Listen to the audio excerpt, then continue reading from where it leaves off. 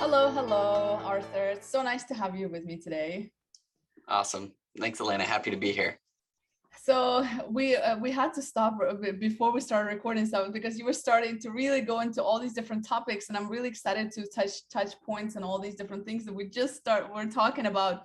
But listen, I see you as, I mean, of course, on a professional level, you are a star recruiter. You also, director of strategy for a tech recruitment firm, and so that's your professional kind of background. But I've also found you very curious individual, somebody who's continuously trying to innovate, find ways to do different things. And we connected actually in one of the kind of learning and development forums, and I was like, oh, I gotta talk to this guy. He seems just interesting. And the more I talk to you, the more I find out that how interesting you are. So I'm really excited to ask you some questions and hear your story and share with the audience.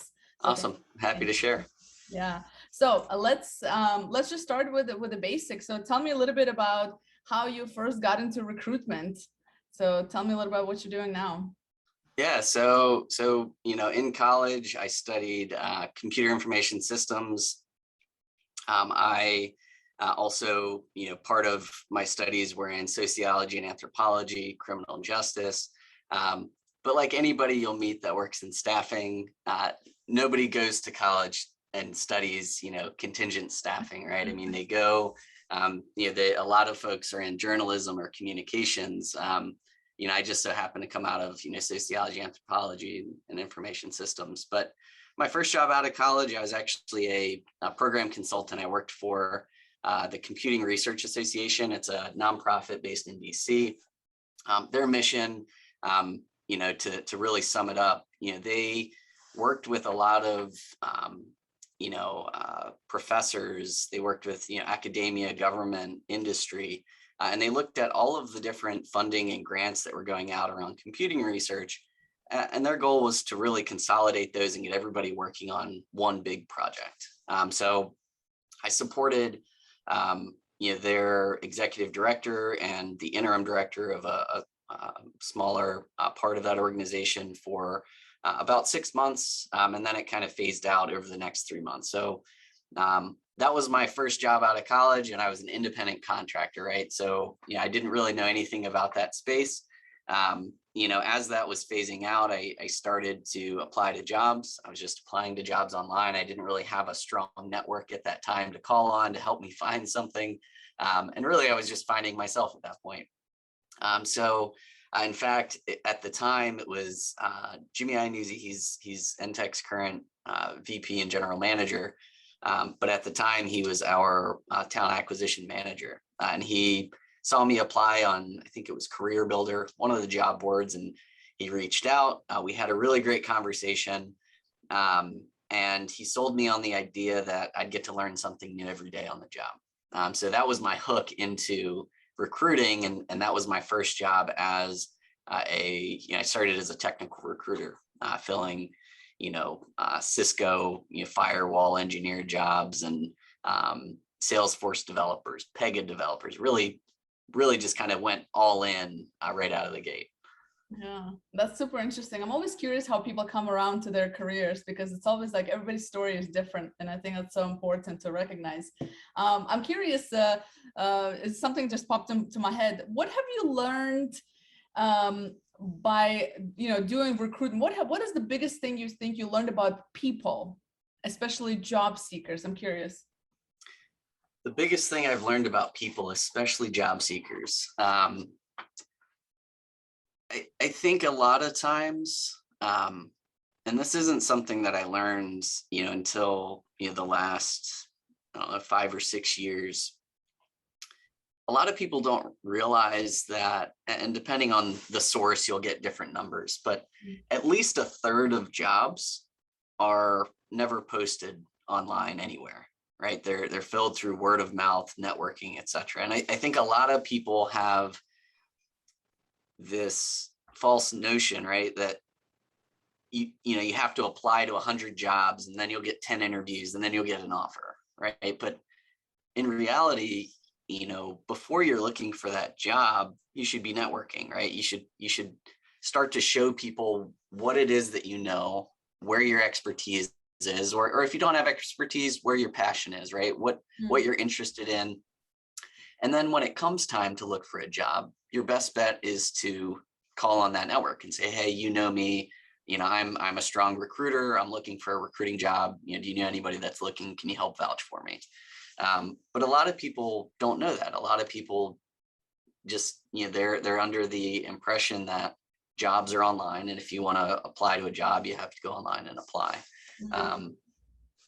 So I think that's one thing that I've learned through recruiting about people, about the industry, and just generally about how to land your next job. And what's interesting is that it's quite standard that this is what we're taught. And it's almost like, now I'm thinking back to even education, which we talked about right before we started recording, is that it's like the education system is set up in a way to, if you just tick all the boxes, you kind of get to where you need to go. And then you go into corporate and you kind of tick all the boxes.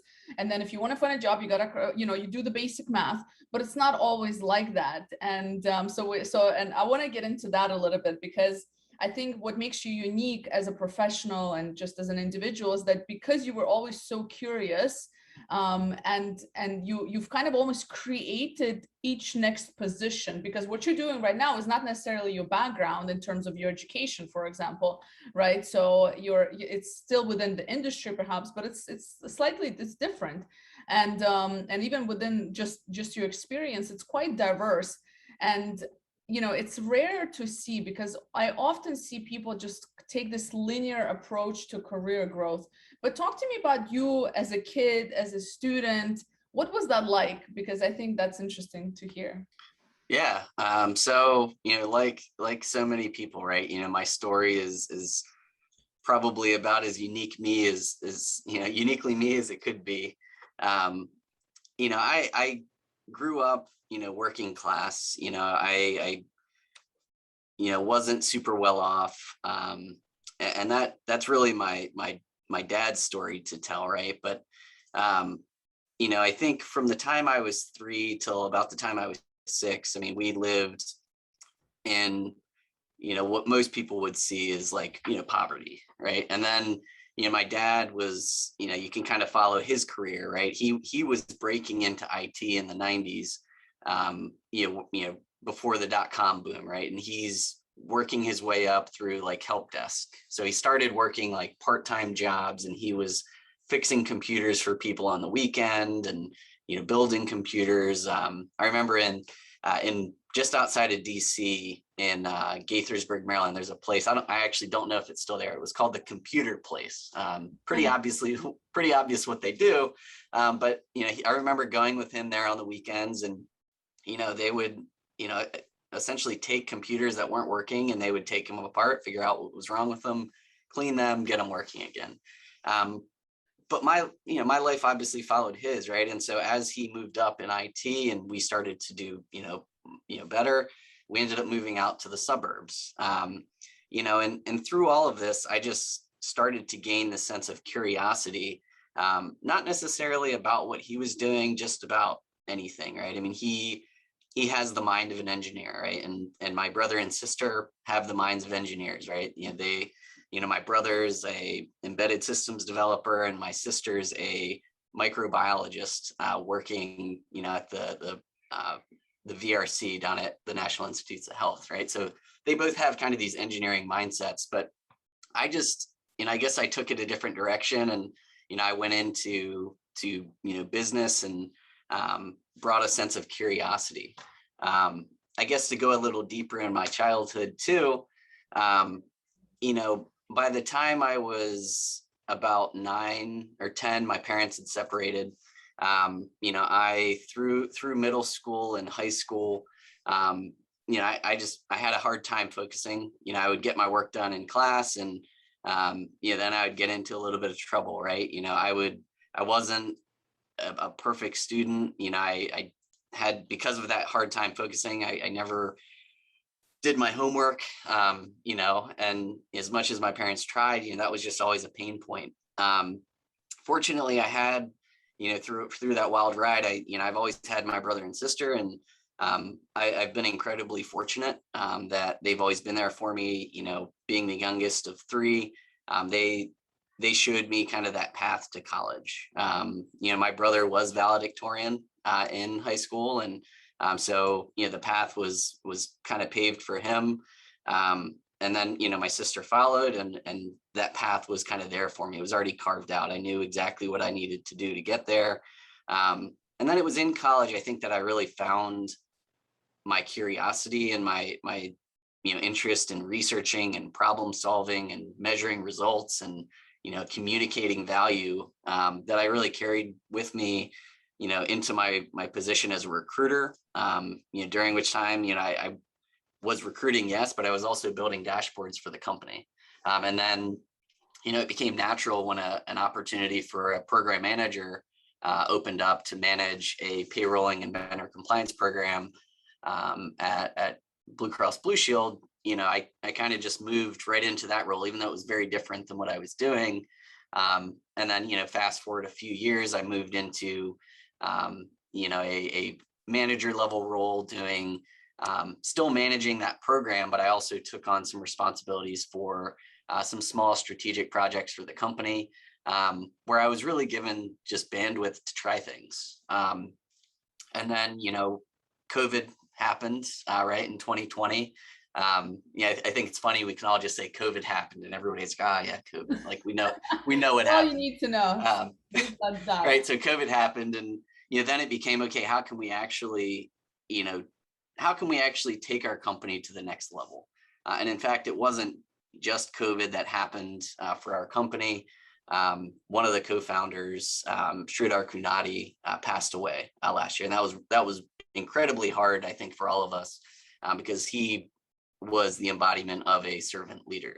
So, when, after his passing, we all kind of vowed, we're going to take NTech to the next level. And it became, okay, where do I sit in all of this? And it became, okay, we're going to start a new team. It's going to be the business strategy team.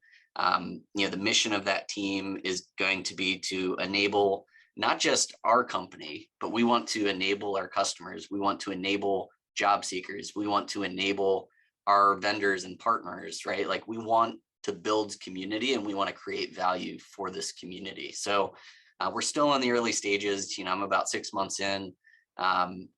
Core areas now: marketing, transformation, strategic planning, and community. So, that evolution, to me, it seems natural, but yeah, I've certainly recreated myself, I think, through the years, which has been, like I said, a wild ride. Mm. And what I also find this trend, and we touched based on this before we start recording, but you mentioned something to me that a lot of kind of entrepreneurs and really curious individuals are not always great at school, or they don't have the best of grades, or they don't, etc. And I wonder, I have a lot of people who listen to me, they know I have a lot of issues with our education system in general, which is why we have Bloom Youth, which is part of our business, where we try to fix some of the problems, some of the challenges. But I'm just, and then you mentioned also something, you said that you had a hard time focusing, and understandably, because you were going through life changes with your family. But I also wonder if, for someone like you, it might have been also the fact that you were just, and as for many kids, you were just doing something you weren't really interested in. So, like because it's very difficult to be this curious child and very kind of looking for that, next problem to solve, and be in a school or university system, because it simply doesn't, it's not a system to support that. Yeah. They, to put it nicely, right? Not only the public school system, but even university, right? Through all of those experiences, right? They're teaching people to follow rules or to listen and recreate, right? They're not teaching people to create new things or to create value. So most people coming out of school are just learning how to repeat an existing process or to follow a rule. Whereas, I've always been a bit of a troublemaker, right? Like, I don't just take things at face value and say, okay, yeah, that's perfect, because that's the way we've always done it. Instead, I look at things a little differently, and I wonder, could this be done better? Could this help more people? Could this create value in some other way?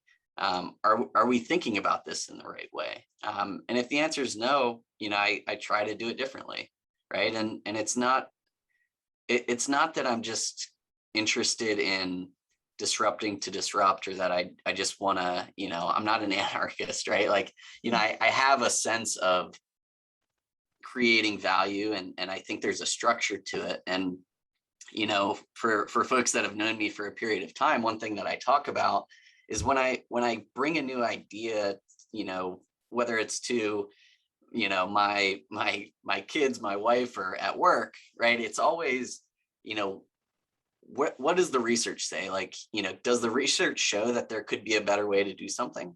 So that's the first box that I'm trying to check, in my process. The second thing is, do I know how to do it?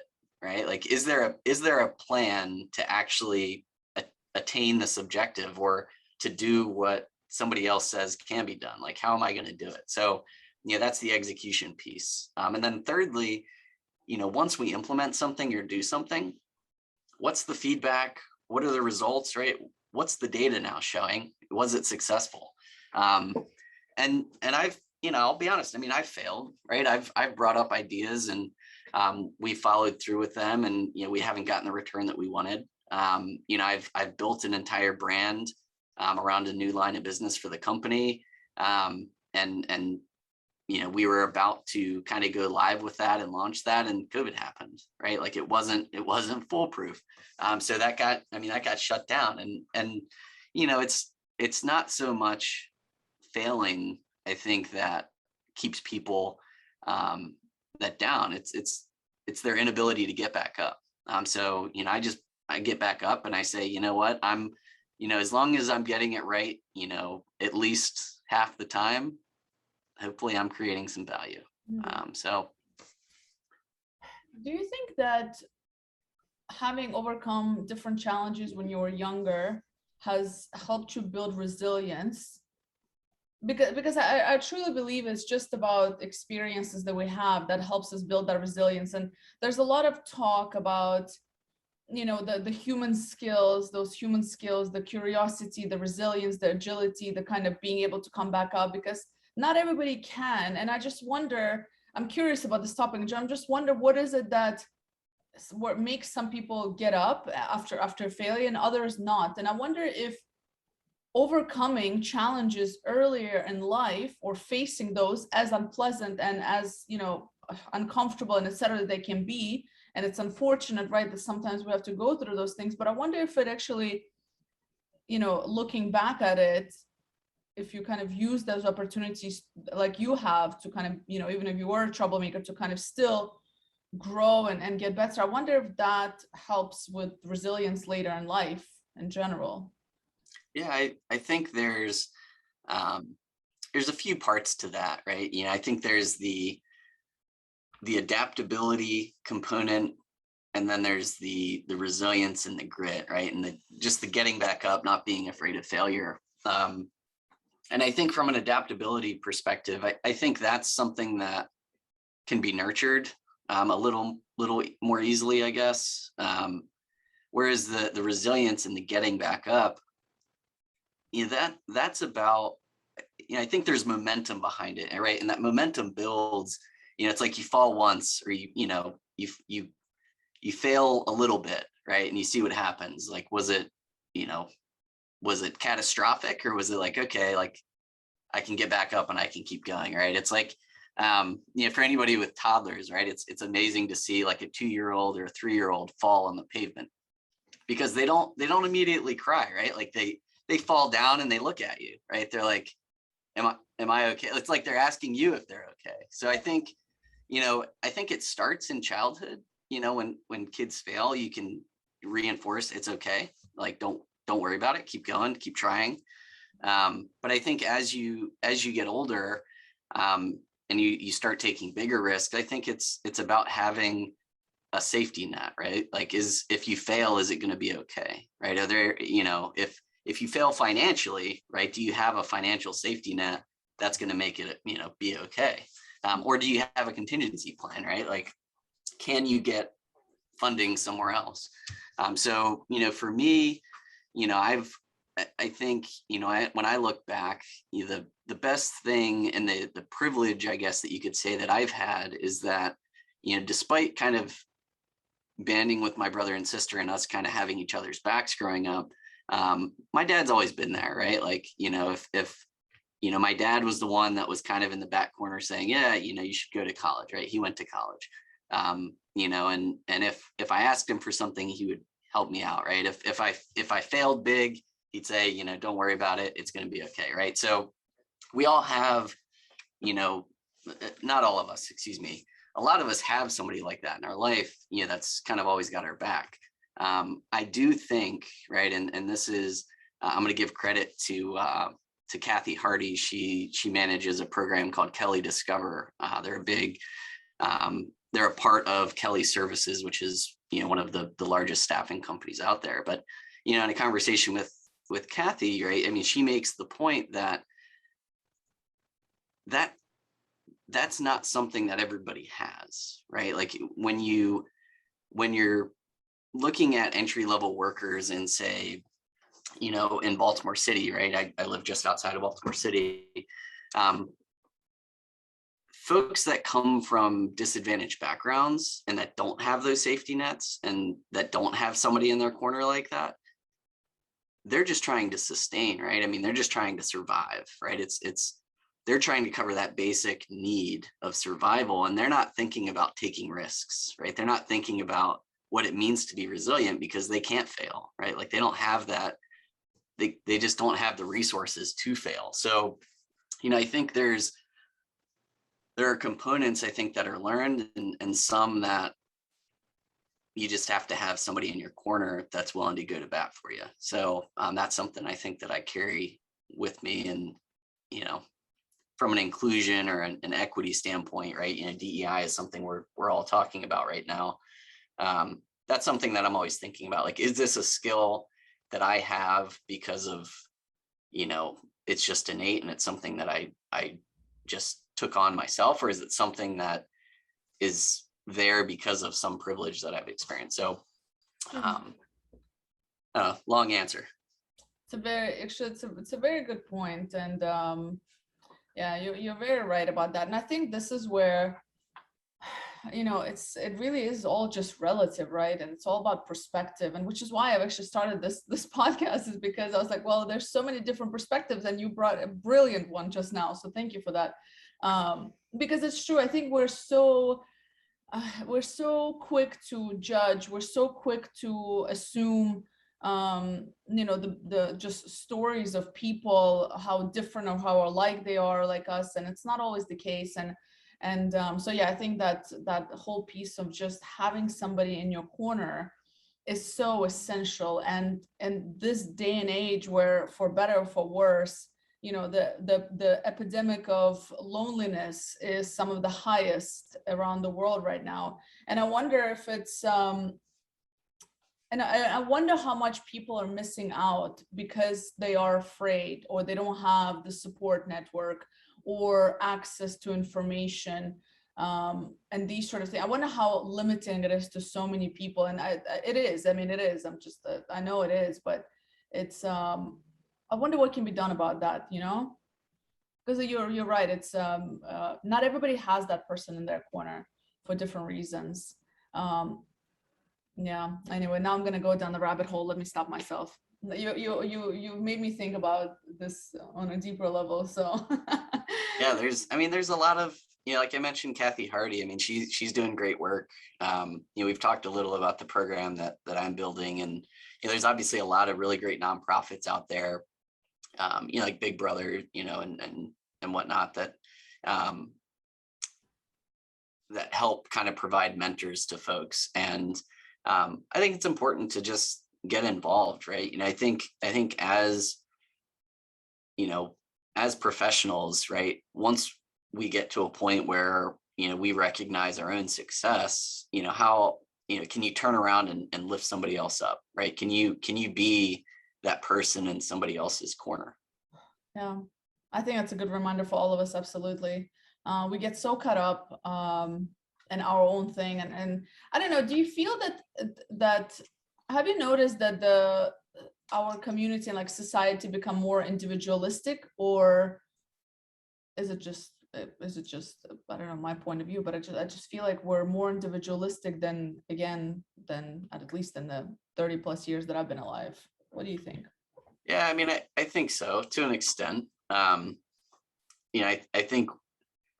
think we're all social by nature, but at the same time, I don't know. It was earlier today. I actually saw a statistic that it was a presentation from a storyteller, right? And she was explaining how the attention span, I think, of the average person is about the same as a goldfish right now. Like it's like 3 seconds. It used to be like a decade ago, 2 decades ago, I think it was like 11 seconds. Like you would, if you put an ad in front of somebody, you'd have like 11 seconds. Now it's 3. So I think we've all been desensitized, right? Because of a lot of the digital marketing that goes on.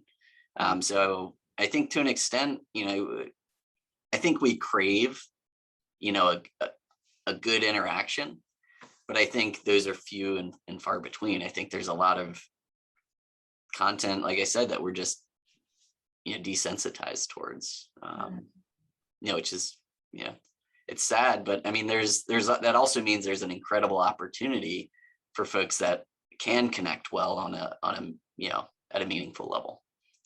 Yeah, now you see all these 3-second, 5-second ads, and then it's amazing what an ad can do, what a company can sell and market to you in 3 seconds. It's amazing. I mean, I'm really the messaging alone.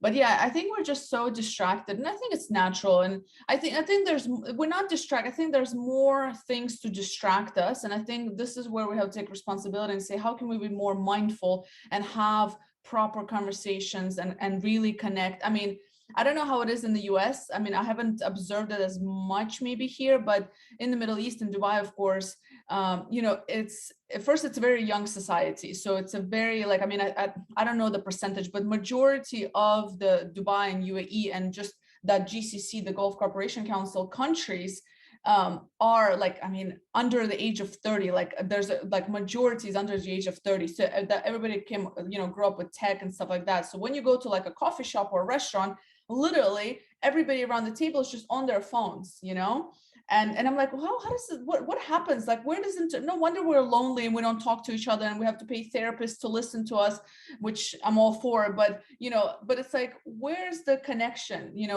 How can we know what's really going on with the other person if we just don't connect? And I think this is one thing that the younger generations kind of are more impacted because they grew up with it and they're so connected to friends online versus actual having conversations face to face away from their phones with actual human beings.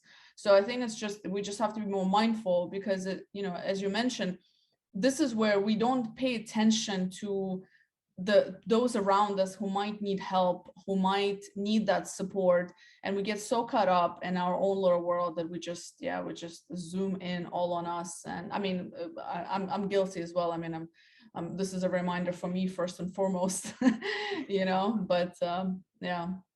Yeah, I think there's a huge opportunity, like I said, for folks that can connect well, at a meaningful level with others. I think of, even pre-COVID, right? When I was actively going to different conferences, there's always folks that are standing in the corner on their cell phone, and it's like, in a way, they're the easiest people to talk to, right? I mean, you can walk over and start a conversation, just like that. It's not hard, because I think they are craving a conversation, right? But it's also it's a skill, right?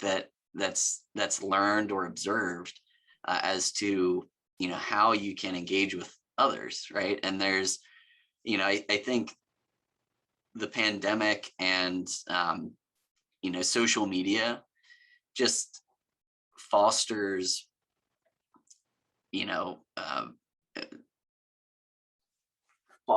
kind of that isolation or that individualistic mentality. So I think there are ways around it, and I think we'll come out of this a little stronger. I think there's going to be, if I had to guess, I think there's going to be a bit of an overcorrection in the next year or so, where folks are just out and social, and we'll see what happens. But I think, the research, right, the evolutionary biology, right, like we're social people. So I think we're in an interesting period right now where we just can't be as much as we'd like to be. Certainly not physical or face to face. And I'm interested to see. I know there's already technology. Not to segue too hard here, but I know there's some really cool technology out there, VR and whatnot, where we're trying to make these virtual connections more realistic, right? And I know the technology is getting better. Actually both of my brother-in-laws are physical therapists, but one of them was telling me about this like bodysuit that you can buy, and it's thousands of dollars, and it's got gloves and everything, and it's a VR suit, and like you can feel things on your fingers. It will even exhibit pressure back, like if you're pushing your hand on a wall, like you feel that pressure and you can't move your fingers forward, the suit will like not let you push your fingers forward. So it's like there's a lot of really cool technology that's coming out, and I think you can look at that one of two ways, like, oh God, we're never going to see a real person face to face again, like that's where this is going. But you can also look at it and say, okay, like remote working, right? Like we could be in a conference room, just in a virtual conference room, and it would actually feel normal, like you're actually seeing and talking and touching other people. So I think the prospect of that is really cool, and it has some great implications, but it's also a little scary. So we'll see. Yeah, listen, I'm all up for tech. I love it, but it's scary because, and not to go deep into this topic, but it's scary because if you can have these conversations like virtual reality with the real people, then you're gonna have this conversation with like a not a person, but just like what is it called? Like, I don't know, a hologram or something. Yeah. Like you could actually have these, so it's like that. Yeah, what is it? I think there's a company. I think it's called Mersion. Mursion. I'm sure it's already there. Maybe I just don't know. I think they actually have. It's like training software. It's a simulator where you can go in, and I think they use it for like manager and like HR type training, where like you get into these scenarios where it's like you're a manager and you're laying off 1,000 people at a factory, and it's like the people give you all these crazy reactions, but it's virtual. It's a simulation. But you wear it looks kind of like this, except there's like a digital person that you're talking to, but they give you real reactions. That's one company I've already seen that's kind of doing this stuff. Yeah, so that's the scary part. But I mean, we're going down that road. There's nothing we can do to stop it. We just need to manage it and be mindful. That's right. Gotta lean in. Lean in, right? Just be mindful of it. No, I mean, that's super, super interesting. I've also seen the Google Glass. Have you seen that one? The Google Glass, where you actually sit like it looks like you're sitting across from somebody. Oh, wow. They're not. Yeah, I've read it like a couple of months ago. I don't know if haven't heard anything about it since then, but it's like where we're sitting now, but it's as if you're sitting in front of me, but it's just like it's called Google Glass, I think. So anyway, so there's a lot of cool things. So I think, I mean, yeah, it's happening, and it's scary, but it is what it is, but I kind of want to loop back to you, and I'm curious. So, having gone through this different experience, like looking back, was there anything or anybody, like you've mentioned your family, of course, but what has helped you, I guess, not go down the other route? Because your childhood, you could have, being a troublemaker is not necessarily a bad thing, but sometimes it can lead you to certain decisions that are not great. But I wonder, like, was there anything in your life where you were consciously like, no, this, like what goes through your mind, I guess, like what has helped you, who has helped you, like were there any, like looking back, were there any decisions you're like, I knew I was making that decision? Like, do you get what I mean? Like, because I feel like sometimes things just happen and life flows, but we don't always see it like until we go back. Yeah. So I'm probably going to reveal a little too much about myself here, but I was, very much into, I was very much part of like the bad crowd, right? And like middle school, and going into high school, it just so happened that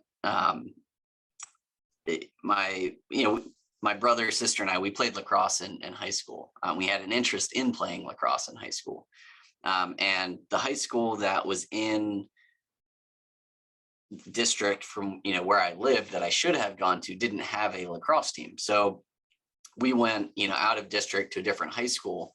And, my brother and sister kind of, they were older, right? So they went to this other high school. And then, by the time I went to go,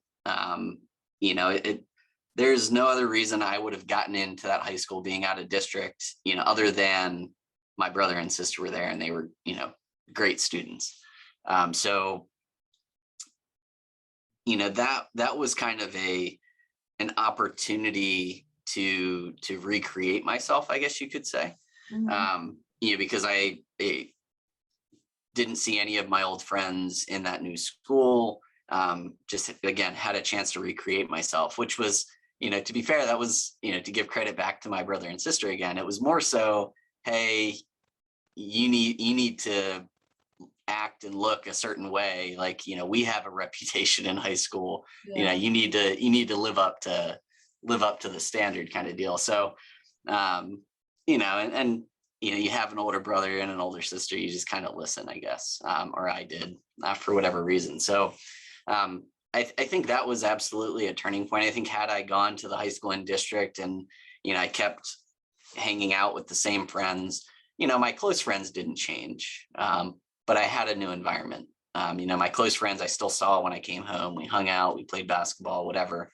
That didn't change, but the general crowd at school changed. And I'll say, even then, it's like I never really felt close to, my peers in school when I switched. Like, we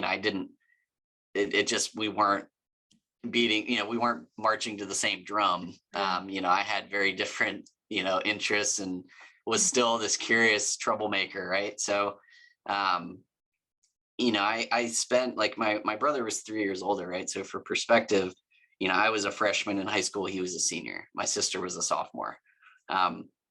So we all three were in high school at the same time. And then it was like the next year, my brother graduated. My sister was a junior. I was a sophomore. My brother was at the University of Maryland. So it was like, I spent more time hanging out with my sister's friends, my brother, down in College Park, and whatnot. So I would say, to take it to the next level, it was like, I also was not really hanging out with anybody at school. Like I wasn't, at school, I was friends with everybody, right? Like I played football and soccer and, lacrosse through high school. So it's like, I had plenty of friends, but I didn't really want to hang out with them on the weekend, I guess you could say. So, but I just had this, that was a really huge chance to, I guess, recreate myself. And that was probably the first time I recreated myself. So yeah, I think looking back, that was a big shift for me. Yeah. Well, I think you've pointed one thing you mentioned about environment, and I'm a true believer that environment is really everything. At any point in your life, we don't know what we don't know, and we don't often see certain opportunities unless we don't recognize opportunities unless we have seen them before or know what to do with a certain opportunity. And sometimes we don't, and sometimes we don't see the trouble we're going into. So I think having your brother and sister probably, we'll never know, I guess, but definitely has changed the pathway of your life. We don't know how it would have been, of course. Different doesn't mean bad or good, but just maybe different. But I'm always curious, because it's like, how often, if you look back, you think of certain things that have moved you away or opened different doors for you that, just you didn't even recognize at that time, and I would just wonder how can we be more mindful of making sure we do recognize it in today's life. But then also I wonder, how can people that don't have that environment around them can create those opportunities? I don't know. I'm going down the rabbit hole with this, but I wonder how much is it that we have control over if we don't know what we don't know? Like, how can we know? Yeah, I think, that's a really excellent point, right? How do we get those opportunities? And, I think when you hear me talk about equity, I'm really talking about access, right? So like when I'm talking about, equity at work or DEI at work, I'm usually talking about how do we provide those same opportunities to folks that don't know how, right? When they don't have somebody in their corner, right? Like how do you create that pathway? And I think the answer is, mentorship and coaching, right? And coaching is usually paid, right? There are some pro bono coaches out there, but it could also be a sports coach, right? Like, a lot of college athletes or high school athletes, excuse me, they have coaches and they have, teachers that are looking out for them, that kind of show them the way. So, I think it comes down to, I think I mentioned earlier, right? Like you climb the mountain, turn around and help somebody else up. I think that's probably why I've gone the direction I have right at work, where, now I'm building some programs to kind of bridge workforce development and staffing, because, I've taken a very non-traditional pathway to where I am. And I know, we've seen, at NTech, right, we place hundreds of people every year, right? Like we've seen people take non-traditional routes into high paying jobs. So it's, it's just taking and making sense of that data to help somebody else out, right? Like how can we, if we've seen somebody go from, a low paying job, like a customer service rep, and they make, 15 to 20 bucks an hour. How do we, is there somebody out there that's gone from customer service rep to software developer? What does that pathway look like? Can we recreate it? What has to happen? What mentorship has to happen? What support services need to be in place? What has to come together to make that possible, right? And there's a valid business case for that too, right? You open up, you open up Apple News, right? Or you open up your preferred source for news, you're not going to see a day where there isn't something about, the labor market or economics or, the skills gap or the war for talent, right? Like it's a very real issue for a lot of businesses. And, for me, the answer is just helping the people out there that want to work, go to work, helping the people out there that, want to live a better life, right? So how can we connect those dots?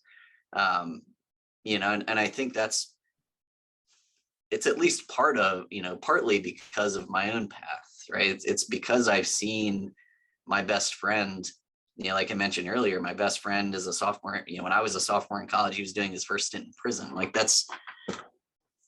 it weighs on you, and it's like, how can I prevent that from happening again? And the answer is giving people access to the opportunities where they don't, feel compelled to live that lifestyle. Yeah. No, I think that's an excellent point. And we don't know what we don't know. So the more, I don't know, the more, mentorship. I mean, I'm all up for it. Mentorship, coaching, all of the above. I think it's important. And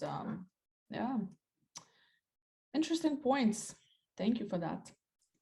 Listen, where can people find you? Where do you most hang out in terms of social media, if anywhere? Where can people reach out if anybody wants to ask you follow-up questions? Or Sure. Yeah, I'm happy to share. I'm an open book. I spend probably more time than I should on LinkedIn. So you can find me on LinkedIn. I think it's just like LinkedIn. It's like Ransier Arthur, I think is the username. So just plug that in and I'll it should put pop it up in the description anyway. I'll put your link. Okay, perfect. Yeah, I'm on Twitter as well. I just don't spend much time there. I'm trying to get better about, being consistent with posting online, but it's just use the scheduler, use the social media scheduler. Yeah, so I've been using Buffer. There's just a lot going on, and oddly enough, I started to type up a post yesterday, and I guess LinkedIn recently like changed the amount of characters you can put in a post now. Like Really? it was like 1,500 or 1,250 or something. Now it's 3,000. So you can post Oh, wow. significantly more. But Buffer, I guess, is in the process of like updating their API. Yeah. And so I had typed out this post and there was no like character warning or anything. And like I hit, schedule, and it just like popped an ellipsis in there, and I like lost half the post. So I was like, oh no. No. But I mean, to be fair to Buffer, they're working on it, and Yeah. their customer service was awesome. Like they got back to me within like an hour and a half or something crazy. So yeah, they're awesome. But yeah, I do use the scheduler. I just, I haven't kept up with it is all. Yeah, I got you. Yeah, listen, so it's a lot. I use one too, and I spend a lot of time just trying to schedule quality posts for my LinkedIn. But you see it. I mean, it's like daily. I spam my network. That's good. with stuff. Consistency. Yeah. Listen, thanks so much for coming on and chatting and sharing your story. And I look forward to doing this again sometime soon.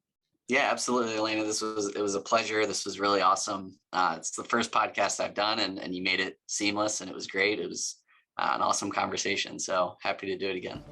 Thank you.